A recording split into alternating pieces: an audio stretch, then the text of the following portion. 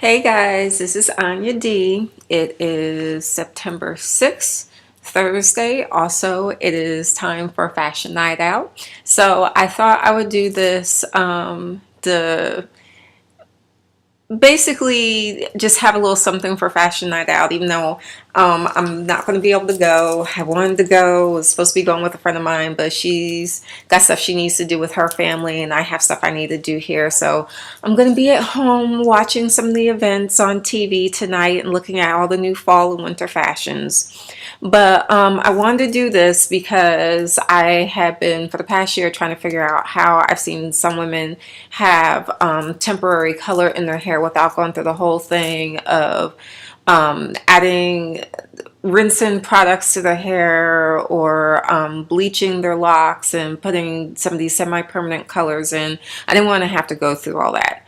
I saw a woman yesterday. What brought me back to wanting to do this is I saw a woman yesterday out at Starbucks near where I live, and she had the yarn locks in her hair. And she had a few of them that were like these bright neon colors, like yellow, blue, green, pink, and they were just done as accents through the rest of the yarn locks that she had.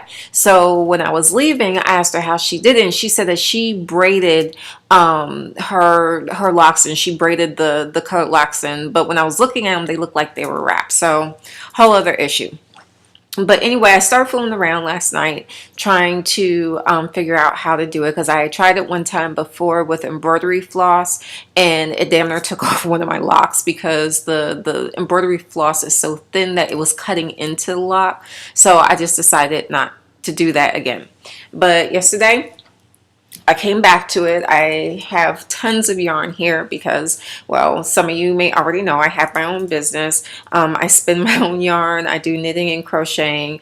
I'm actually just trying to get more stuff onto my site now, so you guys can check it out. It's Arachne Stream. It's at etsy.com, and just check it out. I'll have more stuff up over the next couple weeks. This weekend I'm actually going to have some arm warmers up that are really cute and will go great with fall fashions. And then next week I'm also going to have some infinity scarves up there as well. But anyway, back to yarn wrapping. So just to show you, oops, wrong side. So we're trying to do this with the camera. Oh, nope, I was on the right side. I'm not sure if you can see it, but I have purple and I have like a cobalt blue. Here we go. Cobalt blue. Where's the purple? Where'd the purple go? And here's the purple. The type of yarn that I used is by Lines brand, and it's their tweed yarn, and you can see the two different colors here. And basically what I did was that I picked locks that I wanted to have the accent colors in. And if you guys haven't already tightened up your locks, you might want to do this first, because where I start my wrapping is down to the base of the lock. It's down to the root, so it'll come all the way down and it won't look like, you know, my roots are showing from it. Some people wrap the tips. I saw a girl on YouTube yesterday that only wrapped the tips of her locks because where she works, she can't have colored hair. So she did the tips so she can pull her hair back and wrap it up in a bun so it won't be seen while she's at work. But anyway, so what I did was I found locks I wanted to put accent colors in, and I already tightened up one, and I'm trying to see if I can find it here. Okay, here it is. I put a paper clip in it. Oh, and these make wonderful tools. Get a box of paper clips that have that plastic coating on it, and for those people who interlock their locks, this, I mean, you don't have to go out and buy an interlocking tool. You just take a paper clip, straighten it out, and then bend it in half, and there you go, instant interlocking tool. So anyway, this is the lock that I'm going to wrap. I'm not sure if you guys can see it. It's so weird in this light and trying to do this with the camera, but this is the lock. And I'm just going to put this paper clip back on it so I won't lose it. And since I already have like 3 strands of purple, or 3 locks done in purple, I'm going to do one more in blue. So I only wanted 5 accented locks on one side of my head. That was really cute. So basically, you want to get a length of yarn that's going to be, I would say, anywhere from 2 to 3 times the length of your lock. You can do a little bit longer. I definitely did a little bit longer because as you're wrapping it, the yarn gets used up pretty quickly. So you're going to take one end and you're basically going to start like you're going to create a knot in the yarn. You're just going to make a loop. So I'll do that again. Take it, loop it, and then pull that short end through. So you want to have a little bit hanging off the end, and then you want to have a really long end, and then you want to have that loop. Okay, so we're going to take the lock,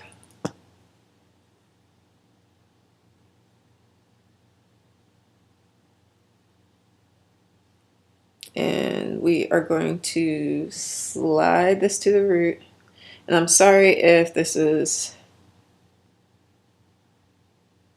going slower than normal, but it's kind of difficult to do this with my laptop because I usually do it in the mirror and it's so much faster.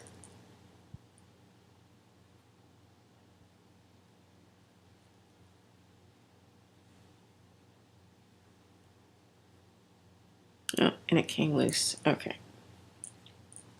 Sorry, guys.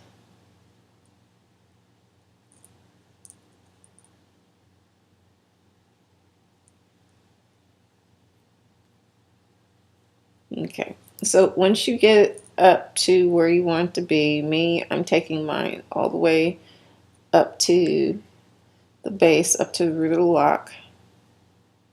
And you want to pull it tight, but you don't want it so tight that you're going to have the issue where the yarn cuts into your lock and weakens it and then breaks it off at the root. You don't want to do that because I've done that with, like I said, with the embroidery floss, and it was not cute. And I had to go through the whole thing of sitting there and trying to repair the lock so it wouldn't break off. Okay, so really not sure if you guys are going to be able to see this because this is just a pain in the butt. But it's right there. It's at the base. So what you're going to do is pull a long strand out from the rest of the locks, and you're going to lay the short end flush up against the lock.